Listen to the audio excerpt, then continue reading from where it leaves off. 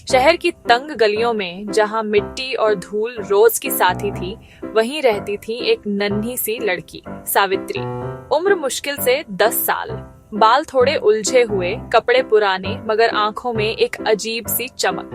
सावित्री भले ही गरीब थी, लेकिन उसके पास एक ऐसा खजाना था जो किसी राजा के पास भी नहीं था। उसके रंग बिरंगे सपने। ये सपने वह कागज की पतंगों में बांध देती, कभी लाल, कभी नीली, कभी हरी, कभी सुनहरी। उन पतंगों को उड़ाते वक्त वह मानो अपनी जिंदगी की सारी परेशानियों को आसमान में भेज देती।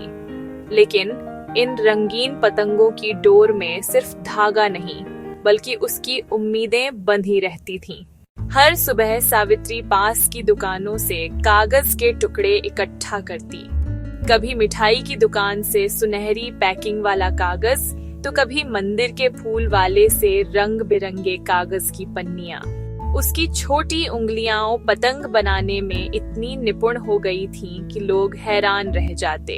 अरे, ये लड़की तो कारीगर निकली। मगर सावित्री जानती थी कि पतंग बनाना ही उसका जीने का सहारा है, क्योंकि जब पतंग हवा में उड़ती तो वह खुद को आजाद महसूस करती। सावित्री की बस्ती से ज्यादा दूर नहीं था एक भव्य राजमहल। महल की ऊंची दीवारें ऐसे लगती जैसे आसमान को छू लेंगी। उस महल में रहता था राजकुमार आर्यन, लगभग 12 साल का। राजकुमार के पास सब कुछ था, खिलौने, अच्छे कपड़े, स्वादिष्ट भोजन और पढ़ाई के लिए गुरुजी। लेकिन उसके पास नहीं था तो सिर्फ दोस्त। महल की ऊंचाई ने उसे लोगों से दूर कर दिया था। एक दिन सावित्री ने बड़ी मेहनत से बनाई हुई इंद्रधनुषी पतंग उड़ाई। उसकी पतंग ऊंचाइयों में चढ़ती चढ़ती महल की दीवारों से ऊपर पहुंच गई। उसी समय राजकुमार आर्यन अपनी खिड़की से बाहर देख रहा था। उसने पहली बार इतनी सुंदर पतंग देखी। राजकुमार, वाह, ये पतंग कितनी रंगीन है, बिल्कुल जादू जैसी। नरेशन, उसका दिल पतंग से बंध गया। राजकुमार, मुझे यह पतंग चाहिए, ढूंढ कर लाओ। नौकर नीचे भागा, लेकिन पतंग पहले ही उड़कर दूर जा चुकी थी। आर्यन की आंखों में अधूरी इच्छा तैर रही थी।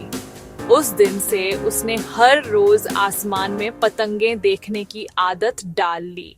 सावित्री की पतंगें सिर्फ रंगीन ही नहीं होती थीं, वह उन पर छोटे छोटे संदेश भी लिखती थी, जैसे सपने कभी मत छोड़ो, हर दिल उड़ सकता है जैसे पतंग, गरीबी से बड़ी ताकत है मेहनत। ये शब्द उसकी मासूमियत और उम्मीद की झलक थे।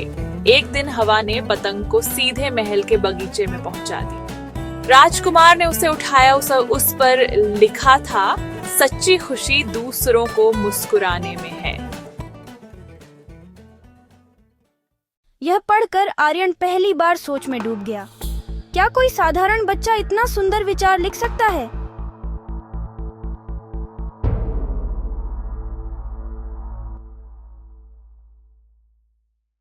धीरे धीरे पतंगें अक्सर महल में गिरने लगी। आर्यन हर बार पतंग उठाता और संदेश पढ़ता। उसका दिल हर बार और ज्यादा जुड़ता चला गया। मुझे इस पतंग बनाने वाले से मिलना होगा। एक दिन आर्यन ने देखा कि पतंग की डोर महल की दीवार के उस पार जा रही है। वह डोर पकड़कर दीवार तक गया और बाहर झांका। नीचे सावित्री पतंग उड़ा रही थी। उसके चेहरे पर मिट्टी की धूल थी, कपड़े फटे हुए, लेकिन आंखें चमक रही थीं। ओह, ये वही है जिसने मुझे खुशी दी है।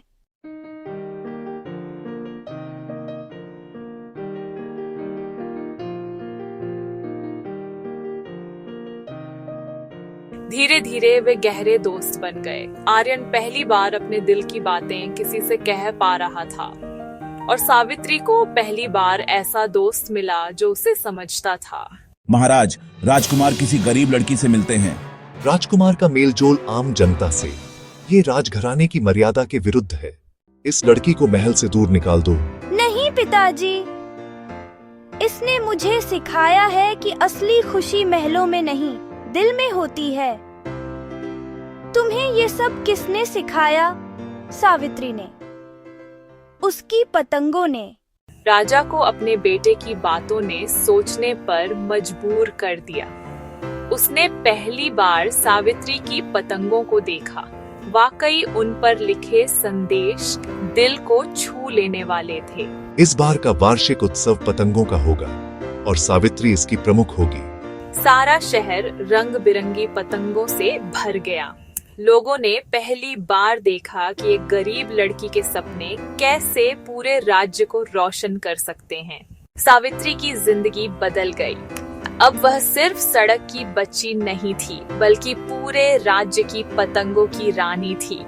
राजकुमार और सावित्री की दोस्ती और गहरी हो गई। दोनों ने मिलकर बच्चों को पतंग बनाना और सपने संजोना सिखाया। कहानी हमें सिखाती है, असली दौलत महलों और सोने चांदी में नहीं, बल्कि सपनों और दोस्ती में है। कभी किसी को उसकी गरीबी से मत आंकिए।